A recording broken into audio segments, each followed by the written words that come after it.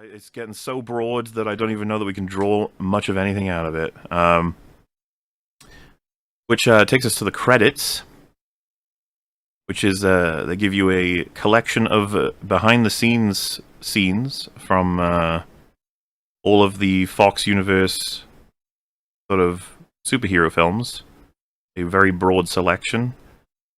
Set to Green Day, which was a choice. Yeah. This, not speaking of the music, of course, the scenes themselves were very sort of, I don't know how to put it. There's many feelings were had when watching this, and it crystallized for me when in the selection they play Wolverine in Logan saying, "This is what it feels like." So, why don't we talk about Logan in relation to this film?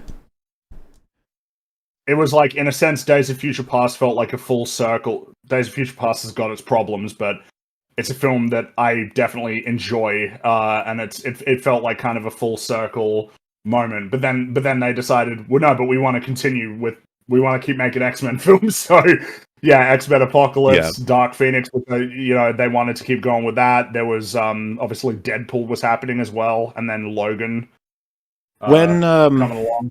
When Logan came out, it really felt like the end of the story, not just of Logan, but of the Fox universe to some extent. We, of course, got Dark Phoenix, but I would argue that could have been shuffled out at any kind of time. It's not like there was a meta story with that one. It's just not a great that was very story. Much a case of, it was the ending of the X-Men universe because they'd been bought and it was over and they were done. Whereas Logan felt much more like the actual ending, and Deadpool kind of existed in his own world, even though he's part of that world. And I appreciate a final attempt at bringing a close as well to what was the reboot universe, because there was 4 entries to that in total, technically, right? First Class, Days of Future Past, Apocalypse, Dark Phoenix. Apocalypse, Dark That's Phoenix. A lot of stuff. Yeah. So like I get that it deserves its final hurrah at an attempt. Dark Phoenix has got its own things. Logan having released 2 years prior it was something I would still very much appreciate. How do I put this? Logan spends the movie surviving, right? It's a thing that a lot of stories have done. The situation between him and Professor X is horrendous. They're like managing to... I think that's captured very well in the film. The way they live is not fucking fun. Both of them seem at their wits' end, and they both recognize the situation is that of they're just trying to stay alive long enough to make enough money to escape the world, almost, right? To get on the boat. And so when X-23 comes in and gives them both pretty much a nightmare to deal with, you still have she like represents the future of a future they didn't even think was possible. They didn't think that was going to be a potential. I think that's like Professor X is so excited about it because of the fact that they both thought that mutants were done, like extinct. And at a certain point in the story, about halfway through, it's pretty clear that Charles... The way he operates in that film is almost like he doesn't want to acknowledge all of the actual incredible, crazy danger if it means you can't live, right? We've come across stories that it's like surviving and living are 2 different things. And he says, this is what life looks like. This is what living looks like. It's something like that. He says, this is like living, this having a home. This is what it is. This is what life looks like. People who love each other. You should take a moment and feel it. What they have with that family for the brief time they have, and he says you could still do this. Like it's not over, it's not done, and Logan doesn't really take to that at all. He's like, and it's because he's become so cynical and jaded. He's like, there's no room for anything close to what Charles is talking about. He's like delusional, and of course he's got the brain issues anyway, so it's kind of melds in.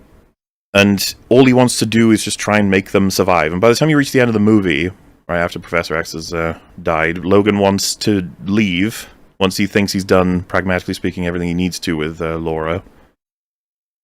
And he wants to consider whether or not he's going to kill himself, right? That's what you have, the adamantium bullet. It's awkward for him to talk about it, but let's be honest, he's gradually poisoned. There's not much to live for, that sort of aspect. There's a lot of discussions to be had. The movie is pretty dark. It's not a happy movie.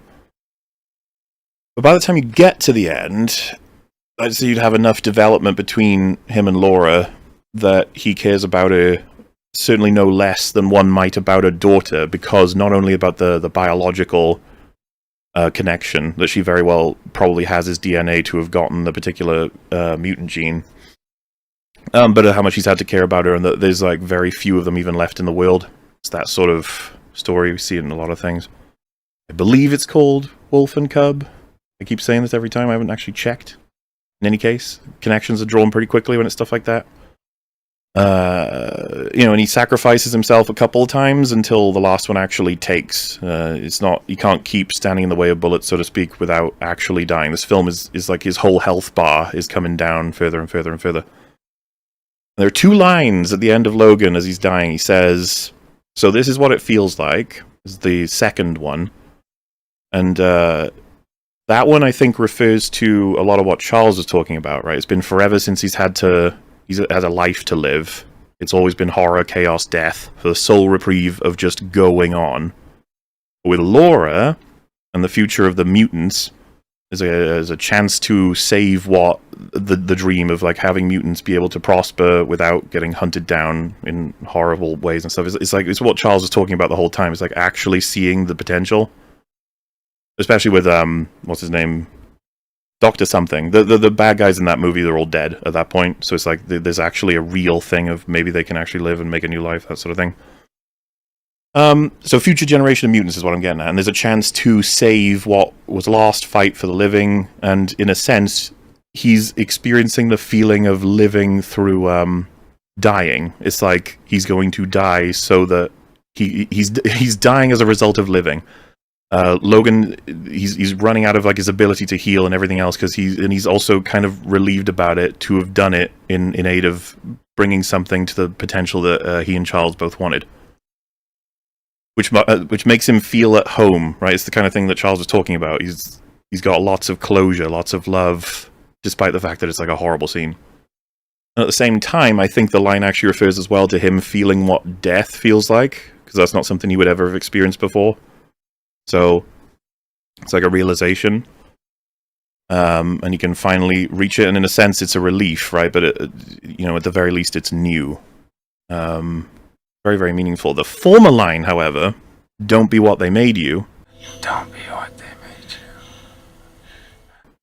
Is one that hits particularly hard because I think it summarizes like the whole life that he's had. Obviously, I don't know as much from the source material, but certainly from the films.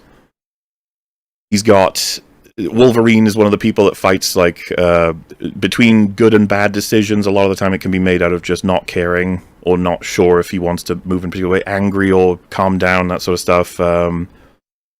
Countless people trying to push and pull him, like Charles, Magneto, Stryker. Everyone is trying to use him for whatever goals they have, ultimately pulling him all over the place. And "Don't be what they made you" could refer not just to the people who put the adamantium in the bones and stuff, but just everybody who ever wants Wolverine / this mutant that's powerful to represent or to do a particular thing. And so he's tried to live his life evading that and making the choices that he thinks are right, or even the ones that just match what he wants, but that now it's the most important thing to express to her to do that as well. Don't be the horrible monster, creature, whatever that they make you. So she's like the next generation. Brutal upbringing, chance to sort of live life with far less influence of the people who would bring her into like a war or something, hopefully. And you could say like she's truly his daughter in the sense of not just biologically, but the life that she's going to live is so similar to his. And so those two things being the last things that he says, I think are like perfect, like actually pitch perfect. I wouldn't have changed them for anything. Agreed. Possibly the most meaningful scene in like all of Fox X-Men. It was very impressive. I couldn't stop thinking about everything that it meant, Enough to make a man cry. Logan gets the respectful ending that recognizes and understands like the power of his story throughout all the films, even the shit ones, right? Because you can trace the storyline, whether they fully connect or not, right? There's issues, but he's given great respect as what the impact of those films had on the audience and films that came after them. He was a hero. His time has passed. It was over. Incredibly special. And to close, as you mentioned earlier, on a grave with the cross turning to an X is, I would describe as incredibly... that is also perfect in terms of iconography. The imagery is amazing. Yeah. I would describe it as incredibly melancholic because it feels tragic, yet entirely warranted and respectful. It's like really sad, but perfect. Right move at the right time, and it ends the story. Don't be what they made you. So, we fast forward to 2024, and we have both Deadpool and Wolverine being made to appear as fucking flanderized clowns that Marvel's forced them to be. We have the foul corporate trash gods doing everything they can to push, pull, tear apart any sense of meaning either of these characters could hold, because they're desperate to float a dying franchise with substance that they don't even have any understanding of. They didn't create themselves. They don't fucking know what it is. They are selling the ghost of like a bygone era, a world that the best they can do is photocopy it and hold it up and be like, you guys like this?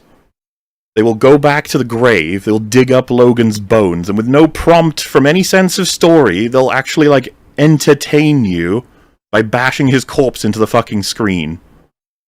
But don't worry, because while pissing over every last literal fucking shred of meaning they could ever have stolen from another artist's work, they will talk about how cringe they are, how disrespectful they are, in order to pander to the ends of the fucking earth, to explain to you how weird and fucked up and nonsensical and disrespectful and gross and downright retarded it is to shit down your throat while stapling their assholes to your lips and wolfing down fucking laxatives. Like, it's the most nonsense shit. And all to prevent the death of their pathetic, failing corpse of a universe. A death they have so thoroughly earned, yet thanks to their empire managed to stave off with the literal corpse of beloved heroes. Stories being all getting torn to shreds and made into a joke. Logan is back, everyone. He's back. The anchor being is back. The character you know and love so well. Every fucking characteristic down to the actor himself is back. And they'll use him till he's 90. Don't think about what meaning you could draw out of Logan. Doesn't fucking matter. Thank you so much. Enjoy the future. I don't like this film. You know what? I understand. And I understand where you're coming from, because I also don't like this movie. Makes me sad. Makes me a little bit mad.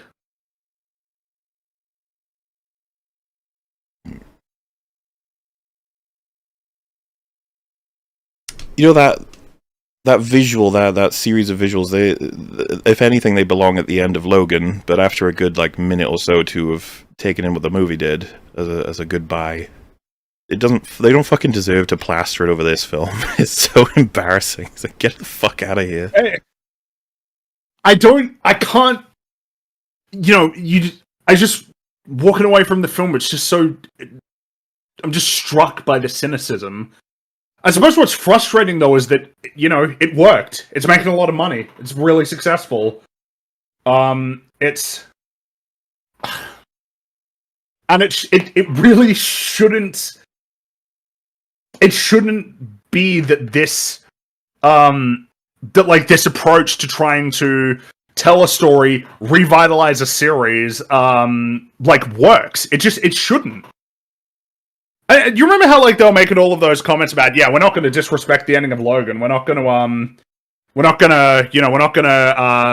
tread all over that. And then the fact that the film actually has him literally dig up his corpse and then use it to kill a bunch of TVA agents. I don't know, man. What's to be made of that? But it's funny. Look, he did a dance. Look at him go.